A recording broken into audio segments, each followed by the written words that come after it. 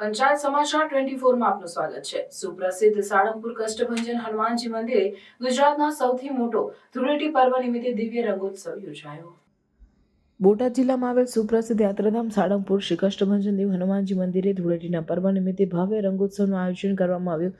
સાળંગપુર કષ્ટભંજન દેવ હનુમાનજી મંદિરમાં દરેક તહેવારની હર્ષોલ્લાસ સાથે ઉજવણી કરવામાં આવે છે, ત્યારે આ વર્ષે દાદાને હોળી ધૂળેટીના દિવસે વિશેષ શણગાર કરવામાં આવ્યો હતો। વહેલી સવારે મંગળા આરતી અને શણગાર આરતી બાદ શાસ્ત્રી હરિપ્રકાશ સ્વામી અને કોઠારી વિવેક સાગર સ્વામી સહિતના સંતોએ હનુમાનજી દાદાને અલગ અલગ કલરથી રંગવામાં આવ્યા હતા। ત્યારબાદ રંગોત્સવનો પ્રારંભ કરાયો હતો।